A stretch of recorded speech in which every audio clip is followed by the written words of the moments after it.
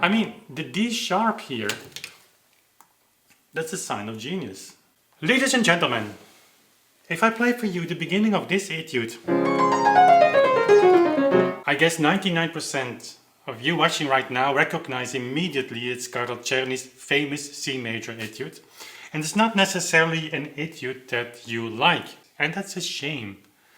Because in the original context, these etudes could provide so much value for all of you. They're nice to play, they're in many instances nice music, and Czerny is a genius pedagogue. The entire opus 299 is built around 5-finger exercises, and it's hidden behind layers of actually nice music. And now many of you will say, like, how is he supposed now to find something of musical interest in this first etude? Well, you will be surprised. This is already like a signature etude of Czerny. You just have to open your eyes to see it. Then we're going to dive into like how to practice for you. This piece can be practiced and can be enjoyed by a large, like I would say, range of pianists, whether you're a beginner, whether you're an advanced player or professional. And we're going to look, of course, also into the notation. That's what we always do. You have to learn to read a score. What did the composer mean? What did he have in mind? What's actually in front of us? I'm recording this video, by the way, 15th of June. It's a Monday morning. See how disciplined I am to make videos for you. Right after recording this video, I'm gonna go upstairs and hit launch on the new Kickstarter campaign, which is exactly built around Czerny's School of Velocity. You will have a recording, me playing here at this piano. Just check out the Kickstarter page and there's an intro video, and also there is like an excerpt of number 21 to 30. And then you discover how beautiful the music is. Okay, let's go ahead and start looking at the score. The first 4 bars, you have scales that go down. 1 time, 2nd time, 3rd time, 4th time. So 4 times he goes like, this kind of rhetorical figure, 1, 2, 3, 4. So 1, 2, 3, 4, going down. And then he does the same in reverse. I mean, this is very simple. And I'm not claiming that this music is like a Beethoven sonata. That was also not the intention of the composer. He is just taking very simple musical elements, puts them in a context around something that he wants to learn, that he wants to teach to students, and to make the music like nice to play. It's triggering your brain enough to become very enjoyable. So 4 times. Reinforcement, higher. Again, insisting. So here at the dominant, like 7 in an inversion of C major, you have a question mark, and the answer comes now.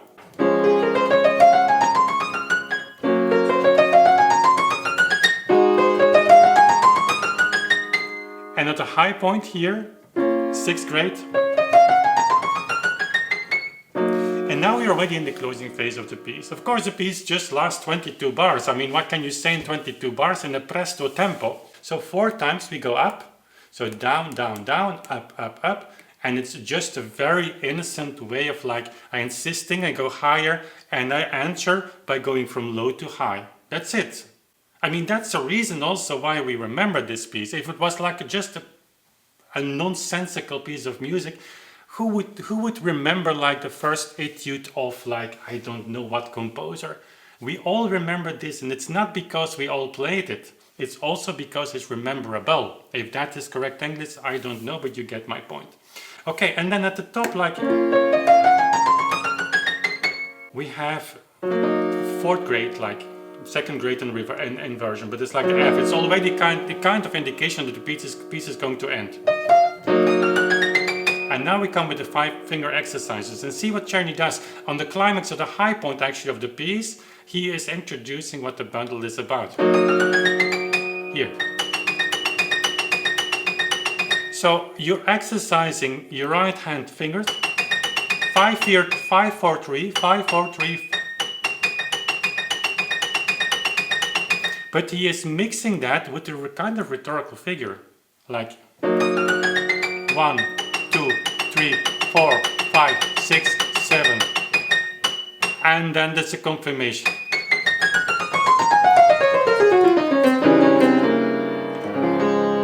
And here, after we have this large scale down, you have like in the concerto. And now comes the soloist and he makes a cadenza, like he does something.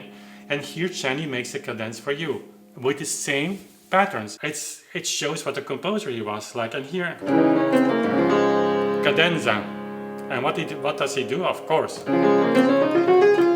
you could have like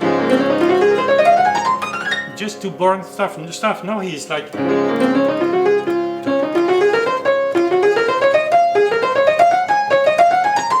again. We are arriving here where he wants to have us for 5-finger exercise. And that's a musical figure, like ta ta ta ta ta ta ta ta ta ta ta ta ta ta ta ta ta ta, and it goes high.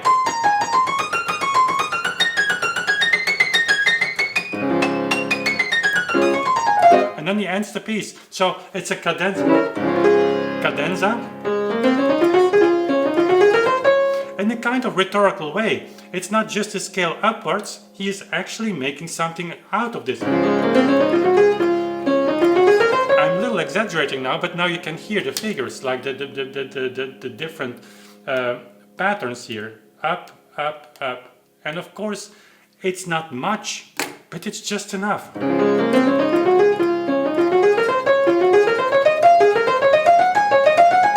And 5-finger exercises on the high point.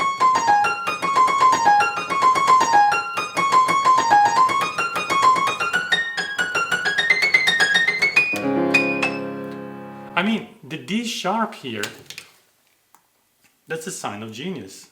I mean, I'm sorry to call Czerny a genius. I'm not saying he was a Beethoven, don't get me wrong. Okay, but here you see that he was just a good composer because, again, we all know the works and so we forget what's behind that. But this is actually quite nice. So you have, as an aspiring pianist, already like a kind of piano concerto, and we are in bar 13.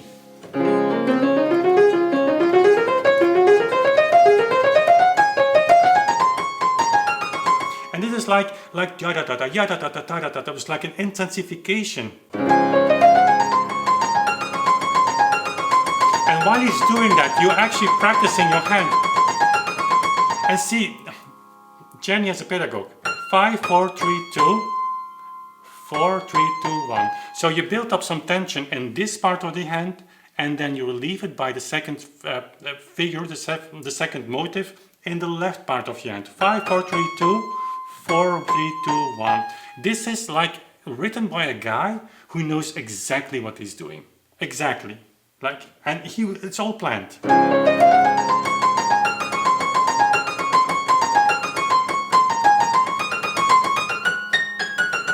Here, the A, beautiful note. I mean, it's very innocent, but just think about it. It's not.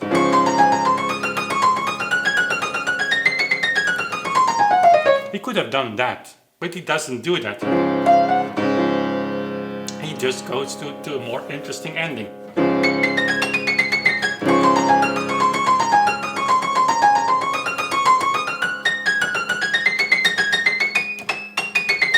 Sorry.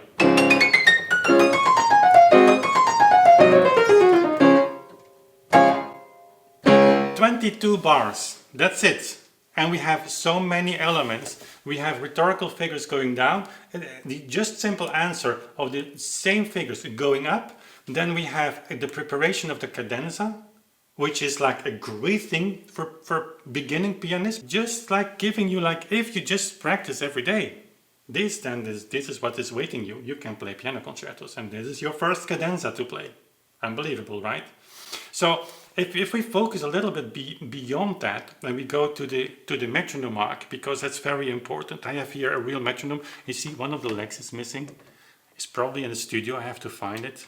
I took the metronome here to make the introduction video for Kickstarter. But it has like a very modern new leg. But 108 is this tempo. And if I play the piece to you, you can do the exercise, by the way. If you have friends that are like doubting the existence of whole beat or whatever, because that's what we're talking about, just play these etudes, and they will be. It's very tricky actually, because now you have to. You know the etude. I played a few bars, I played a few measures, and now just think about how the music sounds with this metronome ticking, regardless of the note value.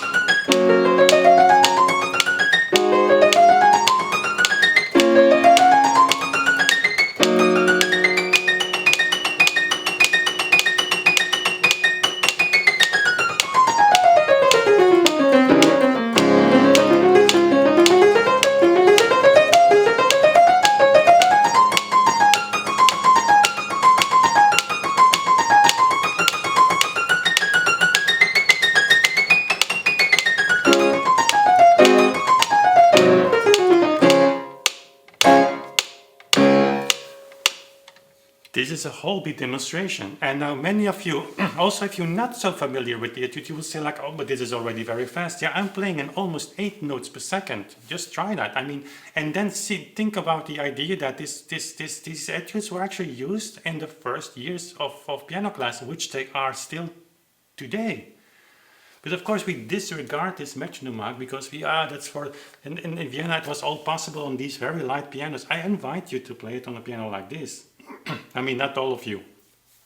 God knows how many people are watching. Like that would be like, I would have a very serious debate and argumentation with my wife if you would all come and try it out. These pianos are light, but it's very difficult to play because you cannot touch the key or you don't have any sound anymore. So anyways, that's a whole other story. But this is already pretty fast. And it's if you think about the bundle, and that's important what I'm saying right now for you, because what I want to do with while focusing on the tempo issue is also give you a justification to play these pieces like this and still live with the idea that this was what actually Czerny wanted, that this was what Czerny had in mind. And that's a huge difference for you, because if you listen to mainstream teachers and conservatories and like piano music performance in general, whether it is mainstream or historically informed performance practice, you will hear people say that this is like a metronome mark that would pushes you to much faster tempos. And while we cannot reach that, that's the hidden part.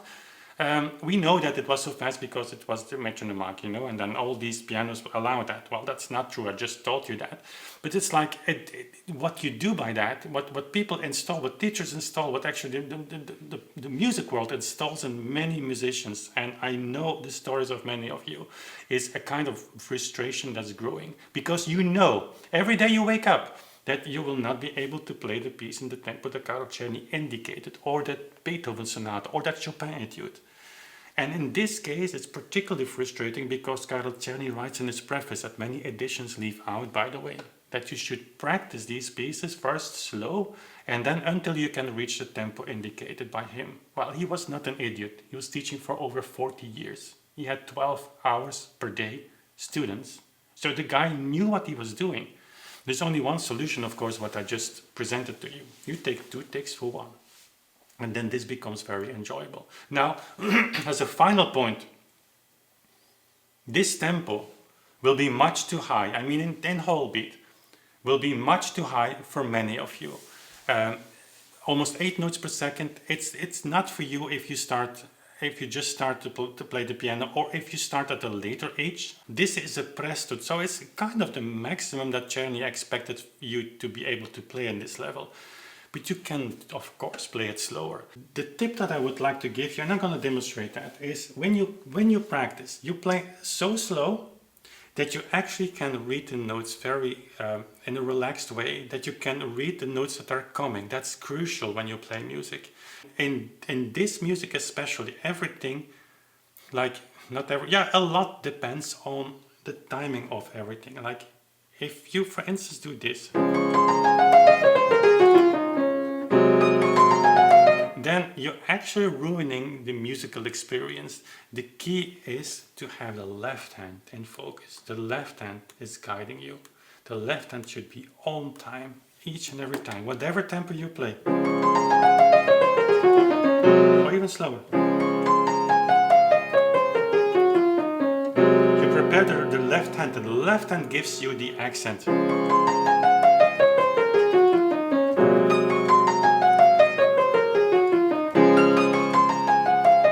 And then just enjoy this down, down, down, down.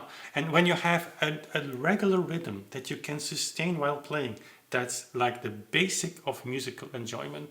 That's really true. Just try it.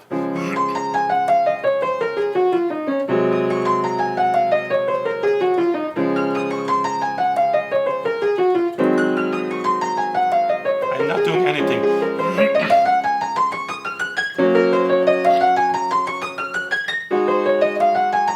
Or even slower.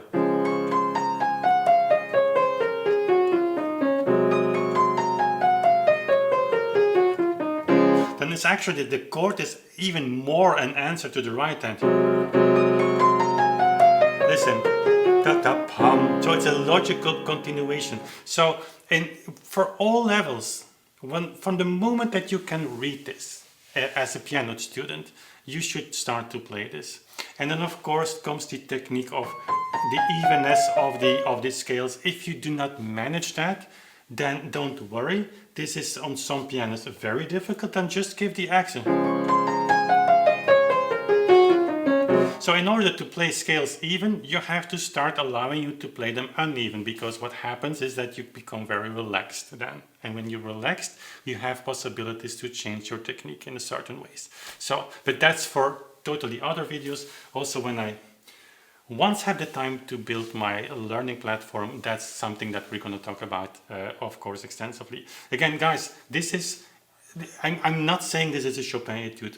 He wasn't planning to write it, but what Czerny did was he wanted to have a bundle of 5-finger exercises, because that's the key in order to improve your velocity, your finger speed in a way. And in order to do that and have the package like enjoyable, he embedded these exercises in what is very simple, very effective, but very nice music. And this is of course the reduction of the reduction. There is no musical material, and yet you have a story there. I really hope that this video can like make you enthusiastic about, like, just curious again, like how did it feel? Maybe you played the piece like years ago, and you just want to try it again with this in mind, and then take your metronome and put it on 108 and have the feeling of enjoyment that you connect with these people of that time, that you actually can play what they meant. There is no other solution to that. We're building a database that will have thousands of metronome marks that people will just never be able to play. There is no other solution but whole beat, even from a logical perspective. Okay, let me know what you think about me here at the piano. I don't think we have had any video, me talking at the piano, here on YouTube.